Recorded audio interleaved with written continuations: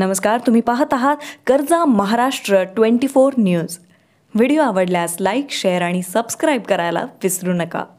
आताची सर्वात मोठी बातमी आमडीवरून येत आहे। नागपूर जबलपूर राष्ट्रीय महामार्ग क्रमांक 44 वरील आमडी परिसरामध्ये महामार्गाच्या कडेला उभ्या असलेल्या ट्रकला मागून येणाऱ्या दुचाकीनं दिलेल्या धडकेमध्ये दुचाकी स्वारकाचा उपचारादरम्यान मृत्यू झाल्याची घटना दिनांक 9 मार्च रोजी रात्री 10 वाजताच्या सुमारास घडली।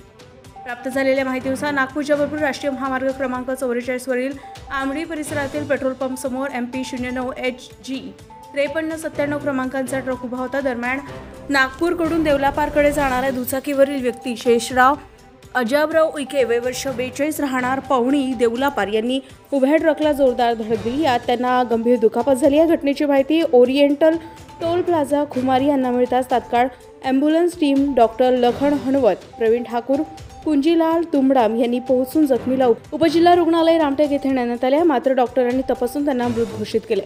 कर्जा महाराष्ट्र 24 न्यूज करिता पंकज चौधरी, आमडी, नागपूर। ताज्या घडामोडी आणि बातम्या जाणून घेण्यासाठी कर्जा महाराष्ट्र 24 न्यूज या आपल्या YouTube चॅनलला सबस्क्राइब करा आणि बेल आयकॉन दाबायला विसरू नका, जेणेकरून आपला व्हिडिओ आल्याची ताजी खबर तुम्हाला ताबडतोब मिळेल।